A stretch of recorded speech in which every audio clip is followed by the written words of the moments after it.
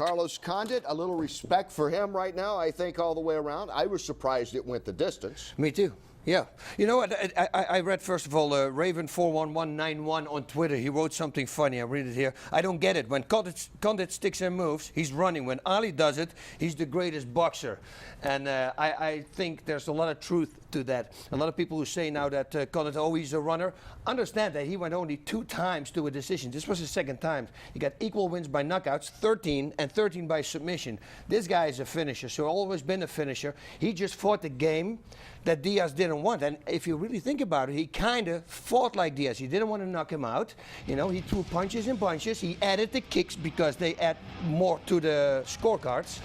And he was fighting backwards, something really hard to do. That's what, a long time ago, the La Hoya versus Trinidad, I thought the La Hoya won. He was boxing backwards. It's extremely hard to do.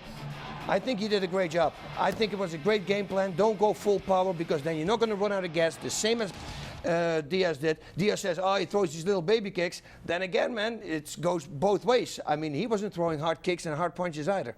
You know, they were both the same amount of punches, and actually Condit, I just heard, had way more punches, 161 to 110, I believe, was the final score. Yeah. So and he landed like I think he broke a world record for most landed low kicks in a fight ever. Like 190 low kicks landed, some ridiculous number, like 108 or something like that.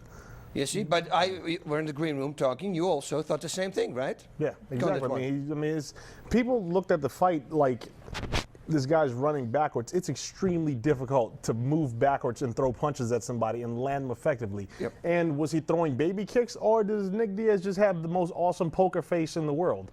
Was his kicks harder than Nick Diaz's punches? They look pretty equal. Yep. I mean, all around, like, he landed more punches, he landed more kicks while moving backwards. And just the level of discipline it takes to stick to your game plan and to not fall into their trap. I'll tell anybody, find me the last person that ever stood in the pocket with Nick Diaz and won. That's it. That goes 10 years back, and they all failed. They all ran out of gas, so they said, okay, we're going to play the same game. You know, he didn't run out of gas. You said it. You were surprised with his stamina. Yeah. Did you think this was going the distance, Phil? I did not think it was going the distance. No, no, 2 guys with a lot of power, big-time finishers, both of them. I didn't see it going out of the 2nd. His footwork was amazing the whole fight. I mean, he really never got on the heels of his feet. He was moving the whole time, and he was more effective. He did more damage, and you can even look at their faces to tell that, you know? Yeah. That definitely is like one of the best conditioning for a fight examples that I can recall ever seeing. I mean, I got to the point where I was sitting there having an asthma attack like around 4 and 5. Like, why is this guy, he hasn't slowed down, he stayed crisp. And you can see maybe once or twice where you could see he was getting under his skin, and maybe, but he stayed extremely disciplined to his game plan, which that's phenomenal. That's mentally phenomenal. I was interested in Ron's interview with George St. Pierre, you know, one of the greats of all time, obviously waiting now to defend his belt whenever he gets healthy again.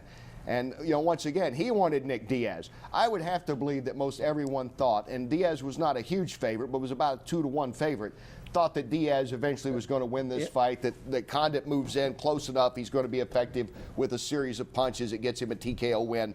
Probably. I think even George might have thought that prior. Including me. And you know I'm a big, a huge Diaz fan. But you know, it is what it is, I always say. It's the same with Alistair and Junior Dos Santos. You know, they say, oh, you don't like him and that's why you say he's going to lose. Well, I said he was going to beat Brock. You know, telling the truth is a very, it's a smart thing to do because they can never get you back on your words, you know. And that's what I'm doing. I don't want to look stupid, and I truly believe that he won this fight.